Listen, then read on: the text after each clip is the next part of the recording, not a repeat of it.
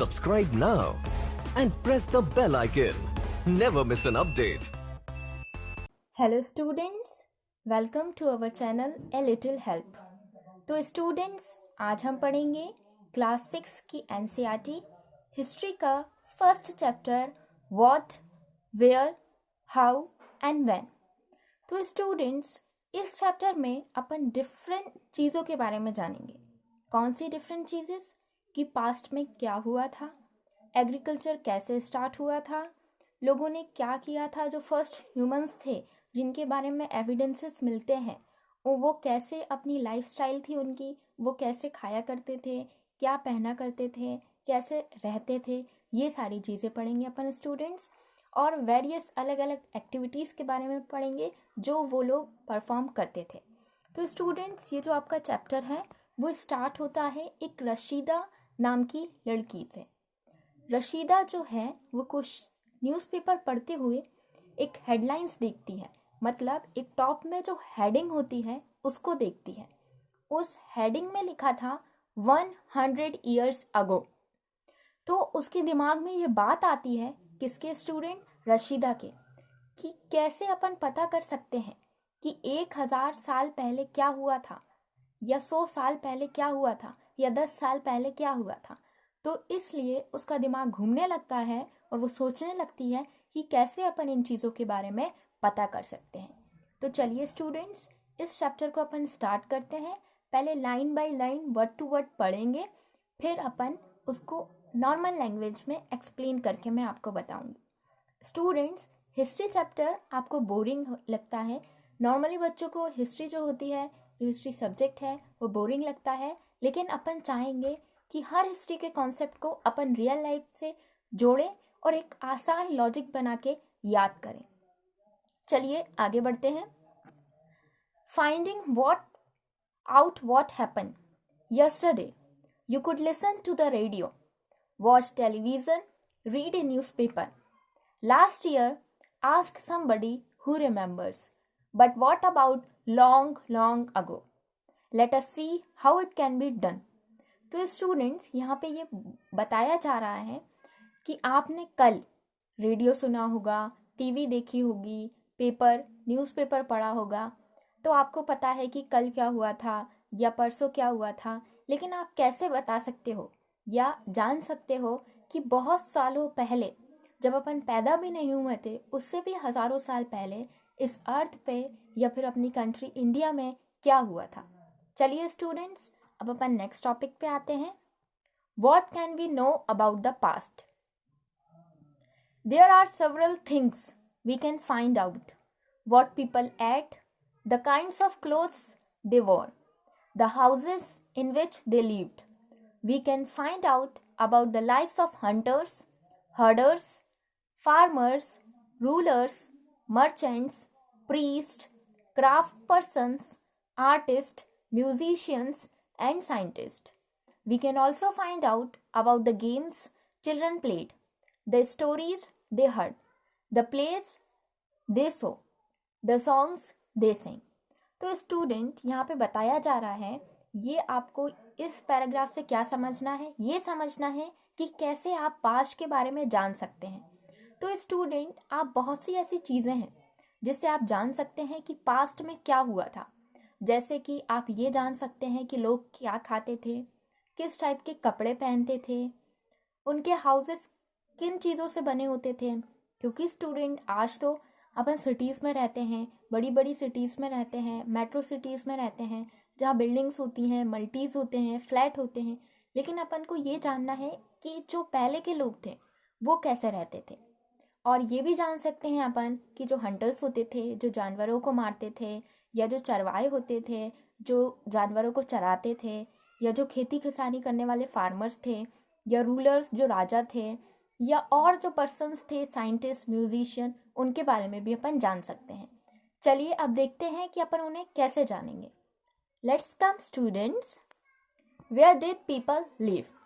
चलिए स्टार्ट करते हैं। Find the river Narmada on map first page second. People have lived along the banks of the river for several 100,000 years. Some of the earliest people who lived Here were skilled gatherers, that is, people who gathered their food. They know about the vast wealth of plants in the surrounding forest and collected roots, fruits, and other forest produce for their food. They also hunted animals.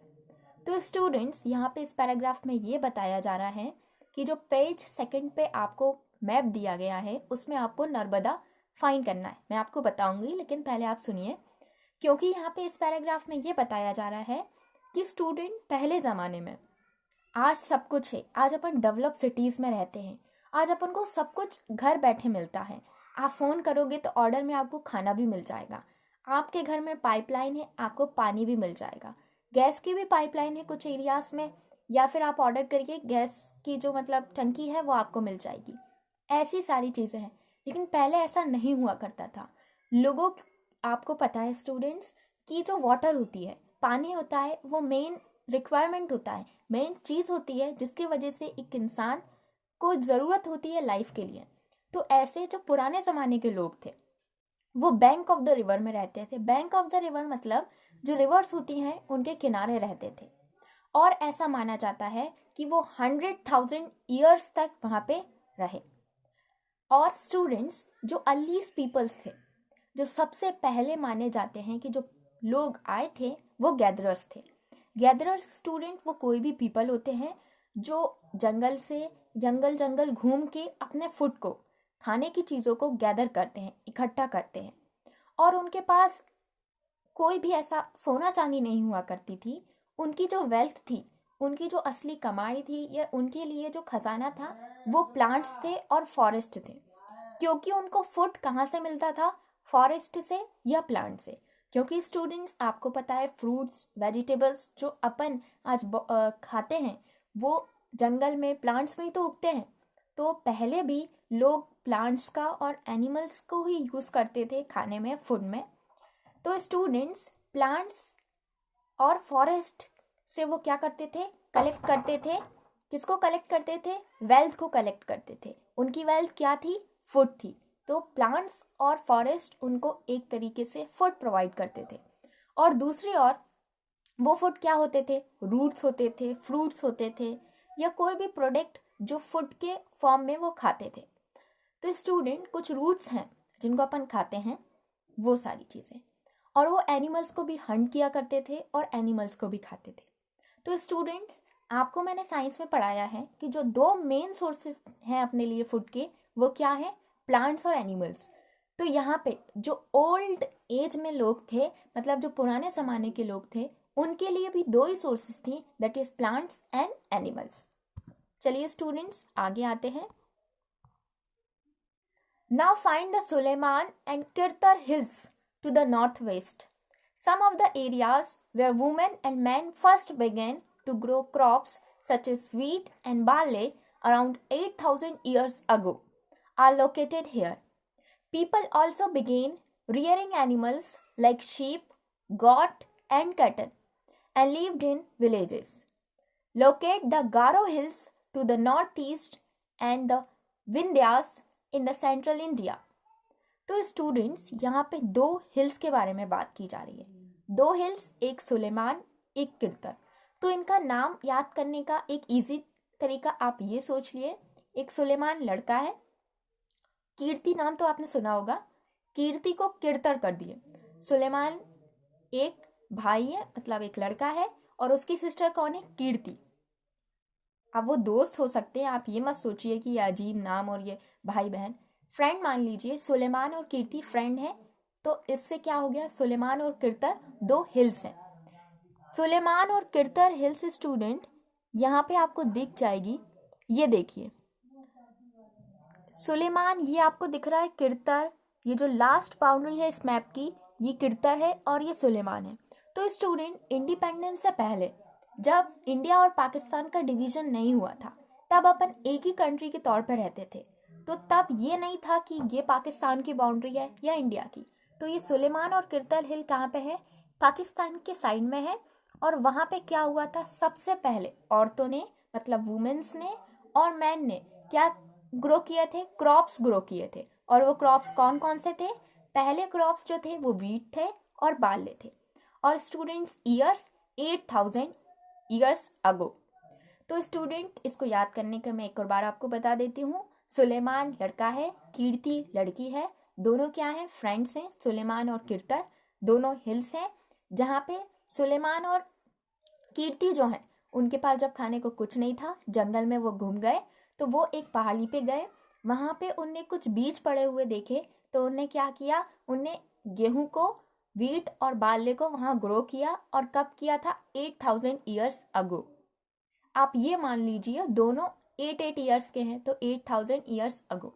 ऐसे आप concept logic लगा के याद करिएगा students, क्योंकि history में dates याद करना ज़रूरी होता है और बच्चे वही भूल जाते हैं। और स्टूडेंट्स क्रॉप के साथ साथ उन्हें क्रॉप्स तो लगाए, उसके अलावा उन्हें एनिमल्स को रियर किया, जैसे कि शीप हो गया, गॉट हो गया, कैटल हो गया और दूसरी चीज़ें। चलिए स्टूडेंट, इस मैप में आपने देख लिया सुलेमान और ये हिल्स, हिमालय देख लिए, यहाँ पे यमुना, गंगा और बहुत सी नदियाँ हैं। तो स्टूडेंट्स यहाँ पे आपको इससे पहले जो मैंने आपको पैराग्राफ पढ़ाया उसमें ये दिया था कि नर्मदा रिवर ढूंढिए, लेकिन स्टूडेंट ये ज़रूरी नहीं है कि सिर्फ नर्मदा ही रिवर पे लोग रहते थे। हाँ, आपकी बुक बोल रही है, लेकिन बहुत से रिवर्स हैं जहाँ पे बैंक ऑफ रिवर में लोगों ने रहना स्टार्ट किया था और आज भी रह रहे हैं। चलिए स्टूडेंट्स, एक बार मैप को देख लेते हैं। अपने इंडिया का मैप ये है। तो ये जो थार है, ये थार डेजर्ट है, ये कुछ रिवर्स हैं, ये अरेबियन सी लेफ्ट साइड में आती है और बे ऑफ बंगाल राइट साइड में आता है। लक्षद्वीप आइलैंड है और अंडमान और निकोबार भी आइलैंड है। तो स्टूडेंट्स ऐसे याद करिएगा, बी बे ऑफ बंगाल के साथ ए की जोड़ी बनाइएगा, अंडमान और निकोबार आइलैंड, ए के बाद बी आता है अल्फाबेट वाइज, तो वैसे ही। और जब आप एक ऑर्डर याद कर लेंगे तो दूसरा ऑर्डर याद ही रहेगा कि जब अरेबियन सी है तो इसके साथ लक्षद्वीप आइलैंड हो गई। चलिए आगे बढ़ते हैं स्टूडेंट। अब ये दिया गया है, the place where rice was first grown to the north of the Vindhyas. Vindhyas में सबसे पहले राइस को ग्रो किया गया था। चलिए आगे बढ़ते हैं। Trace the river Indus and it's tributaries. Tributaries are smaller rivers that flow into a larger river. About 4700 years ago, some of the earliest cities flourished on the bank of these rivers. Later, about 2500 years ago, cities developed on the bank of the Ganga and its tributaries and along the sea coast. तो students इस paragraph में ये बताया जा रहा है कि आप मैप में इंडस रिवर ढूंढिए और उसकी ट्रिब्यूटरीज ढूंढिए। तो स्टूडेंट देखिए, ये किरतर के बिल्कुल जस्ट इधर आपको इंडस रिवर दिख रहा होगा। ये मैप ज़्यादा क्लियर नहीं है, लेकिन आप फिर इसको अपनी बुक में या फिर आप नेट में इस मैप को और अच्छे से देख सकते हैं। इंडस रिवर आपको दिख गया। तो स्टूडेंट इंडस रिवर और ट्रिब्यूटरीज आपको ढूंढना है। तो ट्रिब्यूटरीज वो होती हैं जहाँ बहुत सारे छोटे छोटे जो रिवर्स होते हैं वो आके एक बड़े रिवर में मिलते हैं। तो स्टूडेंट्स ये बताया जा रहा है कि 4700 ईयर्स अगो कुछ अर्लीस्ट सिटीज़, मतलब सबसे पहली जो सिटीज़ थी वो इंडस रिवर पे ही आई थी। और कुछ 25 ईयर्स अगो सिटीज़ ने कहाँ पे, सिटीज़ का डेवलपमेंट स्टार्ट हो गया था गंगा की ट्रिब्यूटरीज में और सी कोस्ट में। मतलब पहले इंडस में 4700 ईयर्स अगो क्या हुआ था, सिटीज़ ने क्या करना शुरू किया था, फ्लोरिश मतलब आना शुरू किया था, वहाँ डेवलपमेंट होना स्टार्ट हुआ था। लेकिन 2500 ईयर्स अगो में क्या हुआ था, गंगा की ट्रिब्यूटरीज में डेवलप हो गई थी, वो बैंक ऑफ गंगा जो थी वो ऑलमोस्ट डेवलप हो गई थी और सी कोस्ट भी डेवलप हो गई थी। पहली चीज़ आपको क्या याद रखना है, इंडस में डेवलपमेंट कब हुआ था सिटीज़ का, 4700 ईयर्स अगो, और गंगा पे 2500 years ago. Locate the Ganga and its tributary called the Son. In ancient time, the area along these rivers to the south of the Ganga was known as Magad, now lying in the state of Bihar. Its rulers were very powerful and set up a large kingdom. Kingdoms were set up in other parts of the country as well. Students, यहाँ पे गंगा की बात की जा रही है गंगा की tributary मतलब वो गंगा जहाँ पे बहुत सारी स्मॉलर रिवर्स आके एक बड़े रिवर में मिल रही हैं, वो बड़ा रिवर कौन है? गंगा। तो एंशियंट टाइम में जो गंगा के आसपास का एरिया था, जो साउथ साइड में था, उसको अपन मगध बोलते थे। आज भी आपने मगध का नाम सुना होगा। ये बहुत ही एंशियंट टाइम की बहुत ही पावरफुल डायनेस्टी थी, मगध डायनेस्टी जिसको अपन बोलते हैं। और अगर बात करें कि मगध आज प्रेजेंट टाइम में कहाँ पे है, तो स्टूडेंट वो बिहार में है। यूपी बिहार का आपने नाम सुना होगा, वो बिहार में है। और इसके रूलर्स बहुत ज़्यादा ही पावरफुल थे और इतना लार्ज किंगडम उनने बना दिया था। स्टूडेंट इसके बहुत से रीज़न है कि क्यों उनका इतना लार्ज किंगडम बन गया था, क्यों मगध डायनेस्टी इतनी फेमस डायनेस्टी थी। तो आगे की क्लासेस में आप पढ़ेंगे, अभी मैं बता के आपको कंफ्यूज नहीं करना चाहती हूँ। चलिए आगे बढ़ते हैं। Throughout people travel from one part of the subcontinent to another. The hills and high mountains, including the Himalayas, deserts, rivers, and seas, made journeys dangerous at times, but never impossible. So men and women moved in search of livelihood as well as also to escape from natural disasters like floods or droughts. Sometimes men marched in armies, conquering other lands. Beside merchants, traveled with caravans or ships, carrying valuable goods from one place to another. And religious teachers walked from village to village, town to town, stopping to offer instruction and advice on the way. Finally, some people perhaps traveled driven by a spirit of adventure, wanting to discover new and existing places. All these led to the sharing of ideas between people. तो student यहाँ पे क्या बताया जा रहा है, लोगों ने चलना स्टार्ट कर दिया, मतलब मूवमेंट जिसको माइग्रेशन बोलते हैं, एक जगह से दूसरी जगह जाना शुरू कर दिया।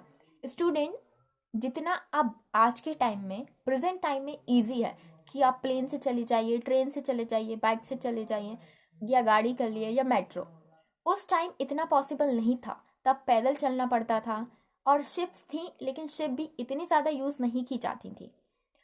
तो स्टूडेंट लोगों ने ट्रैवल करना शुरू कर दिया एक पार्ट से, मतलब एक कंट्री के पार्ट से दूसरी कंट्री के पार्ट में, मतलब जैसे जम्मू कश्मीर से हरियाणा और दूसरी जगह वो लोग जाने लगे। तो जो हिल्स थी, माउंटेन्स थी, जैसे कि हिमालय हो गया, हिमालयस, जो डेजर्ट्स हैं कहाँ पे? राजस्थान में, रिवर्स जैसे गंगा, नर्मदा और इंडस, और बहुत सी चीज़ों से, बहुत सी अलग अलग जगहों से लोगों ने शुरू कर दिया क्या? ट्रैवल करना, एक जगह से दूसरे जगह जाना। अब स्टूडेंट जाने का अलग अलग रीज़न हो सकते हैं। पहली चीज़ हिमालय, जम्मू कश्मीर के साइड, हिमालय साइड, जब सर्दियों में ज़्यादा बर्फ़बारी होती है तो लोग कहाँ आना पसंद करते हैं? नीचे साइड, जहाँ उन्हें ज़्यादा सर्दी ना मिले। और डेजर्ट्स, जहाँ बिल्कुल गर्मियों में बहुत बुरी हालत होती है, पानी नहीं मिलता, तो वो ऐसी जगह जाना प्रेफर करते हैं जहाँ उन्हें पानी मिले और उनकी मतलब उनकी लाइवलीहुड के लिए, उनके जीवन में जो भी उनका खाना पानी है वो उन्हें मिल जाए। तो स्टूडेंट जो मेन चीज़ थी जिसके वजह से उन्हें मूवमेंट स्टार्ट किया था एक जगह से दूसरी जगह, एक कंट्री के पार्ट से दूसरी कंट्री के पार्ट में, वो इसलिए था ताकि वो अपनी लाइवलीहुड, मतलब कि वो फूड और शेल्टर ढूंढ रहे थे। और दूसरा रीज़न ये भी था कि जो नेचुरल डिसास्टर्स थे, जैसे कि जो बाढ़ आ गई या सूखा पड़ गया, उससे भी लोग परेशान होकर एक जगह से दूसरी जगह जा रहे थे। कुछ लोग झुंड में जाते थे, क्योंकि स्टूडेंट्स आपने सुना होगा पुराने ज़माने में लूटपाट भी बहुत हुआ करती थी। क्योंकि लोग पैदल सफ़र करते हैं तो ये कंडीशंस रहती है कि कोई भी डाकू आएगा, पूरा उनका ग्रुप, और जो भी आपके पास सामान है वो लूट ले जाएगा। इसलिए कुछ लोग आर्मीज़ में वो करते थे, मार्च करते थे, कुछ लोग अकेले करते थे। और कुछ मर्चेंट्स जो थे उनने भी ट्रैवल करना शुरू किया। क्यों? क्योंकि वो भी अपने जो अच्छे अच्छे सामान हैं, गुड्स हैं, जो भी चीज़ें हैं, जो प्रोडक्ट उनने बनाया है, उनको बेचना चाहते थे। और कुछ रिलीजियस टीचर्स ने भी एक जगह से दूसरी जगह जाना शुरू किया, क्योंकि वो अपने रिलीजियस की जो टीचिंग है, मतलब जो धर्म का संदेश है, वो देना चाहते थे एक जगह से दूसरी जगह जाने में। तो स्टूडेंट इसका एक फ़ायदा हुआ, वो इम्पॉर्टेंट फ़ायदा ये था कि लोग एक दूसरे से क्या करने लगे, जो आइडियाज़ थे, उनकी लैंग्वेजेस थी, उनका रहना, उनका खाना, ऐसे बहुत सारे आइडियाज़ को वो शेयर करने लगे एक इंसान से दूसरे इंसान में। ओके स्टूडेंट, समझ में आया? चलिए आगे बढ़ते हैं। Why do people travel nowadays? Look at map 1. Once more hills, mountains and seas form the natural frontiers of the subcontinent. While it was difficult to cross these frontiers, those who wanted could and did scale the mountains and cross the seas. People from across the frontiers also came into the subcontinent and settled here. तो students यहाँ पे ये बताया जा रहा है कि जो हिल्स, माउंटेन्स और ऐसे जगह रहते थे जहाँ उन्हें एक प्रॉपर कंडीशन, लाइवलीहुड, एक लाइफ जीने के लिए प्रॉपर कंडीशंस नहीं थी, तो वो सब कॉन्टिनेंट में आने लगे। मतलब एक जगह से दूसरी जगह जाने लगे शेल्टर और फूड पाने के लिए और वहाँ सेटल होने के लिए, क्योंकि कोई भी नहीं चाहेगा कि कोई पहाड़ पे रहे जहाँ पे रिसोर्सेज नहीं है, जहाँ माउंटेन्स पे रहे जहाँ रिसोर्सेज नहीं है और उसे परेशानी हो। जैसे हिली एरियाज़ में, माउंटेन्स एरियाज़ में, जैसे कि हिमाचल प्रदेश हो गया, हिमालय पे, हिमालय में जो हर्डर्स रहते हैं, पास्टोरलिस्ट रहते हैं, जो चरवाए रहते हैं, उनके लिए ईजी नहीं होता है। तो वो लोग भी ऐसे ही ट्रैवल करते हैं अपने एनिमल्स के साथ एक जगह से दूसरी जगह और शेल्टर पाते हैं वहाँ, और कुछ लोग सेटल हो जाते हैं अगर उनके पास अवेलेबिलिटी ज़्यादा है घास की, जो उनके एनिमल्स की ज़रूरत है, फूड है उनके एनिमल के लिए, और कुछ लोग वापस मूव कर जाते हैं दूसरी जगह में जब सीज़न चेंज होता है। चलिए स्टूडेंट्स आगे बढ़ते हैं। बोर मत होइए स्टूडेंट्स, ये चैप्टर आपको बहुत बड़ा लग रहा होगा। एक बार ये चैप्टर पढ़ाने के बाद मैं एक्सरसाइज आपको बहुत अच्छे से करवा दूंगी, और दूसरी चीज़ जो आपको करवाना है वो डेट्स याद करवाना है। तो जब आपकी पूरी हिस्ट्री सीरीज कंप्लीट हो जाएगी तो मैं आपको डेट्स टिप बाय टिप करवा दूंगी और इम्पॉर्टेंट डेट्स ही करवाऊंगी। आपकी बुक में ऐसे बहुत से डेट्स हैं जो मैं उन पे फोकस नहीं करूंगी, मेन चीज़ पे फोकस करूंगी और एक स्टोरी के तौर पे आपकी पूरी जो हिस्ट्री है उसको ख़त्म करवा दूंगी। चलिए, these movements of people enriched our cultural traditions. People have shared new ways of carving stone, composing music, and even cooking food over several hundred of years. तो स्टूडेंट्स इस पैराग्राफ में ये बताया जा रहा है कि जब एक जगह से दूसरे जगह लोग जाने लगे तो उससे बहुत फ़ायदा हुआ। अपना कल्चर जो था इंडिया का वो बहुत ज़्यादा क्या हो गया, एक्सपेंड हो गया, एनरिच्ड हो गया। इसका मतलब कैसे हो गया कि अलग अलग लोग जब आएंगे तो उनके जब आइडियाज़, जब इंसान अलग अलग जगहों से आएगा, अलग अलग स्टेट, अलग अलग प्लेस से, तो वो अलग अलग आइडियाज़ लेके आएगा, और जब उन आइडियाज़ को कंबाइन करके अपन कुछ बनाएंगे तो वो क्या कर देगा, एक बॉम्ब की तरह काम करेगा। ऐसा ही हुआ, लोगों के पास नए नए आइडियाज़ आए कि कैसे उनको स्टोन्स को कट करना है, कैसे उनको न्यू म्यूज़िक बनाना है, कैसे उन्हें वैराइटीज़ ऑफ न्यू डिशेस या फूड बनाना है। ये सारी चीज़ें कब हुई थी स्टूडेंट? 100 of years ago. चलिए आते हैं नेम ऑफ द लैंड।